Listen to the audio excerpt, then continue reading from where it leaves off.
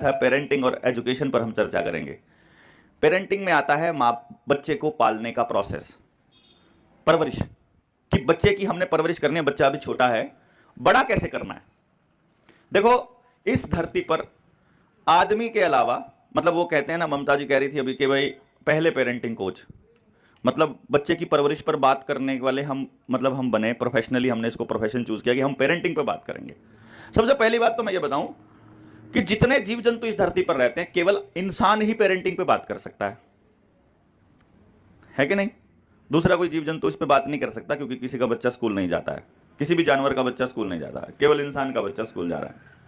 अच्छा, हम भी पेरेंटिंग पर बात कर रहे हैं ना, तो हमको पेरेंटिंग पर बात करने की क्या जरूरत है भाई? भाई आदमी को अपने बच्चे की परवरिश करने के लिए पेरेंटिंग की जरूरत, हमें यह बात क्यों करनी पड़ी? क्या आज से पहले जो पेरेंटिंग पर बात नहीं करते थे, क्या आज से पहले आदमी जिंदा नहीं रहा? क्या अभी से पहले उसका जीवन यापन नहीं हुआ? और वो जीवन यापन अच्छा था या बुरा था, यह आपको तय करना है।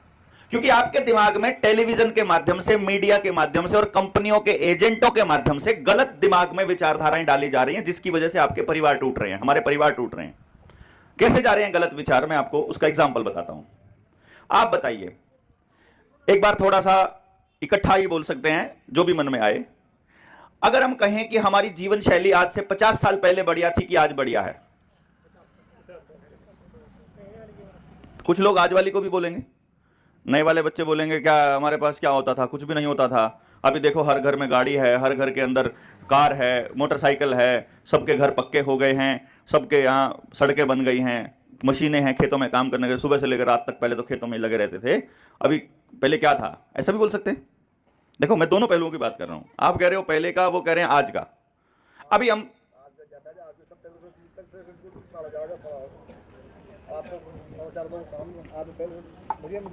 यानी आज सुविधाएं बढ़िया मिल रही हैं, है ना?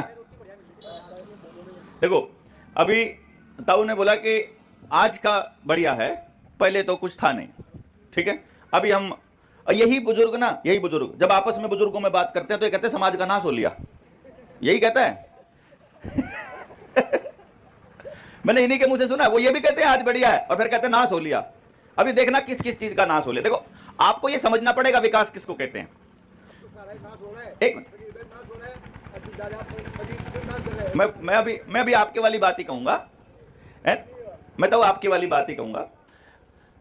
पहले हमें यह समझना पड़ेगा कि मानव विकास किसको कहेंगे, आदमी का विकास हुआ कि नहीं हुआ, या उसका सत्यानाश हुआ, पहले यह आपको तय करना पड़ेगा। देखो यदि वो सुरक्षित महसूस ज्यादा कर रहा है तो विकास हुआ है, यदि उसके गांव में, उसके परिवार में, उसके समाज में नशा कम आया है तो विकास हुआ है, नशा ज्यादा आया है तो विनाश हुआ है, यदि बीमारियां कम हुई हैं तो विकास हुआ है, यदि बीमारियां ज्यादा हुई हैं तो विनाश हुआ है, यदि परिवार बड़े हैं और समृद्ध हुए हैं और खुशहाल हुए हैं तो विकास हुआ है, यदि परिवार टूटे हैं, छोटे हुए हैं और अकेले पड़ गया है आदमी तो विनाश हुआ है, यदि अपराध कम हुआ है तो विकास हुआ है, यदि अपराध बढ़ा है तो विनाश हुआ है, यदि आप सेहत आपकी अच्छी हुई है पहले से तो विकास हुआ है, यदि सेहत खराब हुई है तो विनाश हुआ है। अब बताओ विकास हुआ है कि विनाश हुआ है? भाई यही होंगे विकास के पैमाने। ये सड़क विकास का पैमाना नहीं हो सकता, आपकी गाड़ी विकास का पैमाना नहीं हो सकती, क्योंकि मैंने वो लोग देखे हैं जिनकी प्रॉपर्टी 10,000 करोड़ रुपया है लेकिन कमर के मन के हिले हुए हैं और गर्दन अकड़ी हुई है, वो 5 करोड़ की गाड़ी का भी मजा नहीं ले सकते। और जिस टाइम हमारे पास कोई गाड़ी नहीं थी, जिस टाइम हमारे पास कुछ नहीं था, कोई ट्रैक्टर नहीं, कोई मोटरसाइकिल नहीं थी, तो पूरे गांव के अंदर सारे बुजुर्ग, बूढ़े, बच्चे खूब हंसते थे, आपस में बात करते, कोई किसी को कुछ ताने मार रहा है, कोई किसी को कुछ कह रहा है, बल्कि चादर डाल के पीटते भी थे, फिर भी कभी दुश्मनी नहीं हुई। क्यों करते थे ना, मेरे टाइम में भी हम करते थे, छोटे होते किसी पे भी मतलब चादर डाली और धड़ाधड़ सारों ने पीटना चालू कर दिया, लेकिन दुश्मनी नहीं बनी, वो आज भी दोस्त हैं। और आज के टाइम पे आप फेसबुक पे एक गलत कमेंट कर दो उसकी पार्टी के बारे में, महाभारत हो जाती है। मतलब वो इतना अंदर से इतना खोखला और थोथा हो गया है आदमी कि वो, उसको ये नहीं समझ में आ रहा कि सही है कि गलत है। आज पहले की बात बता रहा हूं आपको, रात कहीं हो गई, पूरे भारत में जहां रात हो जाए वहीं जिस घर का दरवाजा खटखटा लो, हर घर के दरवाजे, दिलों के दरवाजे खुले रहते हैं। आइए, खाने का टाइम है तो खाना पूछेंगे, बल्कि बिना पूछे आपको खाना देंगे, और बैठिए, यहां सोने की व्यवस्था है, सोइए, कोई दिक्कत नहीं, सुबह हो जाएगी तो आराम से जाइए। यही है ना? आपका बच्चा और आप सुबह से लेके शाम तक, रात तक बिल्कुल निश्चिंत हो कि नहीं? बताइए, मैं गलत तो नहीं कह रहा हूं ना?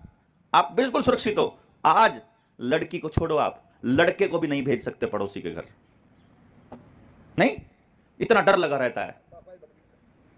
एक है कि नहीं? मतलब क्या हुआ कि आज समाज में नशा बढ़ा है कि कम हुआ है? अच्छा, कमाल की बात मैं आपको बताता हूं, थोड़ा रिसर्च करना, क्योंकि मैं इस काम के पर लगा रहता हूं, तो मैं देखता हूं कि इस काम को करता कौन है। भाई, इस काम को करता कौन है? जिस गांव में पहले पुलिस चौकी आएगी, फिर नशा आता है। आई बात समझ में? नशा पहले नहीं आता, पहले पुलिस चौकी आती है कि नशा करने वाले और नशा बेचने वालों की रक्षा करनी है गांव वालों से, तो पुलिस चौकी पहले लग जाती है। जहां अपराध आना होता है वहां पहले पुलिस आती है। पुलिस को पहले पता है कहां चोरी होनी है, कहां डाके डलने हैं, कहां अब नशा होना है, पहले से पूरा सिस्टम चलता है। और अगर आपको डाउट हो तो चेक कर लो, देख लो कि अपराध पुलिस के चौकी के आने से पहले ज्यादा थे कि बाद में ज्यादा हुए। पुलिस चौकी आने के बाद में अपराध बढ़े हैं वहां पर। अब आपकी जात का प्रधानमंत्री, मुख्यमंत्री, एमएलए, एमपी बने तो आपकी जात बर्बाद होगी। मतलब समझ रहे हो आप? ये हमको जाति पाति सिखाई गई दूसरे एंगल से।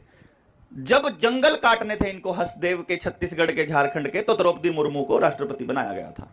मतलब बेसिकली क्योंकि आपके यहां इस गांव में अगर पूरा गांव पंचायती व्यवस्था में रह रहा है, अगर पूरा गांव अपने बच्चों को अपने तरीके से समाज की जरूरत के हिसाब से तैयार कर रहा है, तो गांव किसी बाहरी आदमी को एंटर नहीं करने देगा। तो वो क्या करेंगे? आप ही के गांव के किसी बच्चे को डीसी, तहसीलदार, मास्टर, या फिर ये एनजीओ, या फिर कोई आशा वर्कर, आंगनवाड़ी वर्कर, या फिर कोई एजेंट या कोई दुकानदार बनाकर आपके बीच में स्थापित करेंगे। उसको सम्मानित करने आएगा कोई ना कोई आदमी, और फिर वो चौड़ा होकर के फिर पूरे गांव को बताएगा अच्छा क्या है, बुरा क्या है, क्या कच्चे में रहते हो, पक्के मकान बनाओ। पक्के मकान बनाने के बाद तो फिर बिजली की भी जरूरत पड़ रही है, एसी की भी जरूरत पड़ रही है, आपको सब चीजों की जरूरत पड़ रही है। राजस्थान में रात को सोने के लिए बिजली की जरूरत कब से पड़ने लगी भाई? कब से पड़ने लगी भाई? मतलब राजस्थान के अंदर तो नींद का इतना गजब का तरीका है, शाम होते ही नींद के लिए माहौल तैयार होना शुरू हो जाता है सोने के लिए। लेकिन इन लोगों ने क्या बताया कि आपके घर में जितनी सुविधाएं होंगी उससे आप उतने अमीर दिखोगे। आपको दिखना कैसा है यह बताया। मैं जिस बिंदु की तरफ इशारा करने की कोशिश कर रहा हूं वो बिंदु यह है कि आप अपना बच्चे की जो परवरिश कर रहे हो वो किस तरह से कर रहे हो, किसके लिए कर रहे हो, क्यों कर रहे हो, यह आपको मालूम होना चाहिए। यह बात पे चर्चा आज से 30 साल पहले करने की जरूरत नहीं थी, इसीलिए किसी आदमी ने इसको प्रोफेशन नहीं बनाया। क्यों जरूरत नहीं थी? क्योंकि एक ही परिवार में 15-15, 20-20, 25-25 लोग रहते थे। उनमें से झूठ बोलने वाले भी थे, सच बोलने वाले भी थे, प्यार करने वाले भी थे, लड़ाई करने वाले भी थे, पक्षपात करने वाले भी थे, सबकी बराबर सोचने वाले भी थे। क्यों जी? सभी टाइप के थे ना। उस सभी टाइप के बंदों में से किसकी इज्जत कितनी हो रही है ये बच्चा बचपन से देखता आ रहा था, तो वो तय कर लेता था कि मुझे अपनी बेइज्जती नहीं करानी, मुझे ऐसा बनना है। नहीं समझे? उसको किसी को बताने की जरूरत नहीं थी कि जिंदगी को कैसे जीना है। वो अपने परिवार में चल रहे वाद विवाद, प्रतिवाद, उन सब चीजों से और उनके माहौल से ये पता लगा लेता था कि मेरे को बड़ा होकर जीवन कैसे जीना है। फिर उसी बच्चे को अपने मां बाप की उम्र के भी कई लोग मिल रहे हैं, उसके दादा के पास भी बैठने के लिए लोग आते हैं, चर्चा करते हैं समाज के बारे में, वो चर्चा भी हो रही है, तो उसको अपने समाज का ज्ञान रेगुलरली मिल रहा है बिना कोई बताए, है कि नहीं? और जब परिवार संयुक्त परिवार से कट के एकल परिवार बन जाए, जब वो अकेला बच्चा रह जाए पूरे परिवार में और मां बाप बस दो हों, शहर में हो या गांव में हो, कहीं पर भी हो, अब उसके पास समाज का ज्ञान जीरो है। उसे नहीं पता समाज में क्या अच्छा चल रहा है, क्या बुरा चल रहा है, उसके अंदर उसको कैसा बनना है, उसको कैसा नहीं बनना है, समाज को कैसे बच्चों की जरूरत है। फिर वो नहीं, फिर वो ये देखना शुरू कर देता है गूगल के ऊपर कि कंपनियों को कैसे गुलामों की जरूरत है। बच्चों की नहीं, फिर बच्चा नहीं रह जाता है। स्कूल में 25 साल ऐसे करके जब कोई बच्चा, मतलब पूरी आंखें बंद करके कोई बच्चा अपना जीवन में याद करता रहे, मुझे नहीं लगता उसमें इंसान वाला कोई गुण रह जाएगा। वो तो बिल्कुल गुलाम का जीवन हो जाएगा, क्योंकि स्कूल समाज की जरूरत के हिसाब से बच्चे को तैयार नहीं कर रहा। स्कूल बाजार की जरूरत के हिसाब से आपके बच्चों को ट्रेनिंग दे रहा है, ट्रेंड कर रहा है। क्यों जी? गुलामी। देखो, आपका बच्चा जो जितना ज्यादा पढ़ा लिखा होगा, सरकार की बात को उतना जल्दी मानेगा। अभी सरकार का वो आया था, एक बीमारी लेके आई थे, ये कौन सी बीमारी थी? अच्छा, असली थी कि सच्ची थी कि खराब, मतलब गलत थी, नकली थी, फर्जी थी? आप कह रहे हो फर्जी थी वो बीमारी, ठीक है। अब ये बात को फर्जी कौन कह रहा था? गांव का अनपढ़ आदमी, गांव का सामाजिक आदमी, गांव के अंदर बैठा वो आदमी जो कंपनियों का गुलाम नहीं है, वो आदमी कह रहा था कि ये फर्जीवाड़ा है। और जो पढ़ा लिखा बच्चा अपने आप को बोलता है, जिसके पास जितनी बड़ी डिग्री थी, वो कह रहा था नहीं, तुम लोग को मास्क लगाना चाहिए।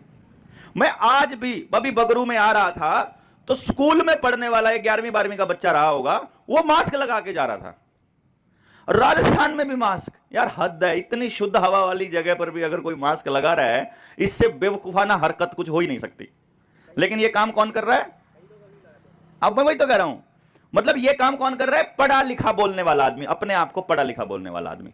सरकार की बात को चुपचाप मानने का काम कौन कर रहा है? जो अपने आप को पढ़ा लिखा बोल रहा है। लेकिन सही बात पर अड़ने का काम कौन कर रहा है?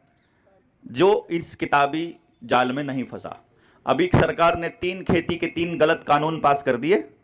वो पास करने के बाद उसका विरोध करने के लिए जो बॉर्डर पर बैठा था लाखों आदमी, वो सारा वो आदमी था जिसके सिर पर पगड़ी थी, जिसके धोती थी, जो 45 पार का आदमी था, जो ज्यादा स्कूलों के चक्कर में नहीं पड़ा था। यानी अपनी बात को रखने के लिए अड़ने का मादा उसी व्यक्ति में है जो समाज द्वारा तैयार किया गया है। जो इन स्कूलों वाली फैक्ट्री में तैयार हुआ बच्चा है, उसके अंदर लड़ने की भी हिम्मत नहीं है। नहीं, फिर आपके बच्चे के साथ क्या हो रहा है, इसको आप जरा देखो। वो पीछे एक पापा बैठे हैं, वो उनका बच्चा उनकी गोदी में बैठा है और वो फोन पे लगातार उनको देख रहे हैं। तो उनका बेटा क्या सीख रहा है कि फोन देखना, फोन पे बात करना बहुत अच्छी चीज है, क्योंकि अपना उसका पापा गलत काम थोड़ी, उसका पापा तो हीरो है ना। उसका देखो, हर एक बच्चे के लिए उसके माँ बाप, उसके परिवार के आदमी हीरो